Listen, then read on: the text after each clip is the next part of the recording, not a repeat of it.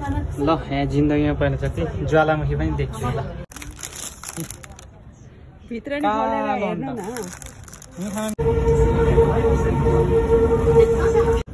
ल फाइनली कालो अन्डा भन्दा कालो अन्डामा आइयो कालो अन्डा यही हो कालो अन्डा यही हो खासै त्यस्तो स्पेसल चाहिँ के लागेन मलाई चाहिँ कालो अन्डा भन्दा पनि यो भल्क्यानो एकदम धेरै स्पेसल लाग्यो भल्क्यानो यो चाहिँ रियल भल्क्यानो रहेछ त्यो सल्फर ग्यास आउने सल्फरहरू बनाइरहेको छ त्यो साउदीमा हुने बेलामा थाहा थियो त्यो ग्यास प्रोजेक्टहरूमा काम गर्ने बेलामा यस्तो पहेँलो कलरको सल्फर निक्लेको देखेको थियो यो चाहिँ रियल देखेँ मैले यहाँ चाहिँ यो चाहिँ छिनछिनमै पहिरो गइरहने रहेछ यो भल्क्यानोहरू अनि यो पहेँलो ग्यास के भन्छ सल्फरहरू सब निक्लिरहने रहेछ यो चाहिँ हाकुनेको एकदम फेमस ठाउँ हो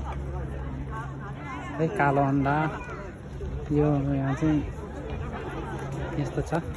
भित्र कालो अन्डाहरू पाइन्छ खानालाई मैले कालो अन्डा पनि खाने हो ल हेर्नुलाई मलाई एकदम स्पेसल लागेको कुरा चाहिँ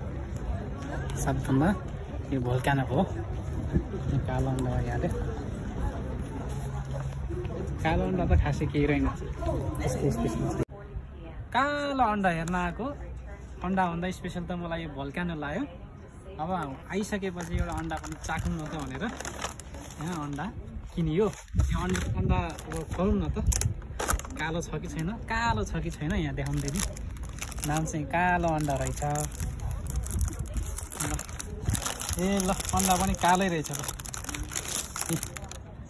भित्र नि खोलेर हेर्नु न खान मिल्छ चाडा रहेछ है ल अन्डा चाडा रहेछ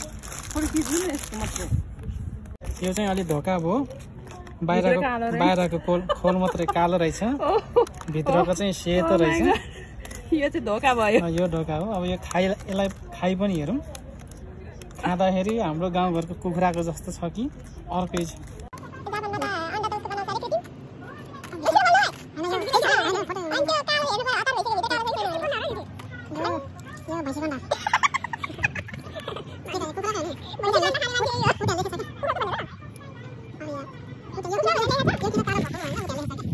यो खाइएन खाएर त्यो हेर्नु न यो यो यो यो खानु खानु खानु कालो छ भित्र छ ऊ फेरि एक बाइट खानु त भयो कि त्यति खाँदा चाहिँ अलिक मिठो हो कि जस्तो एक बाइट खानु नि त्यो भित्र छ कि छैन कालो त्यो पनि धोका हुन्छ अब हेर है त कालो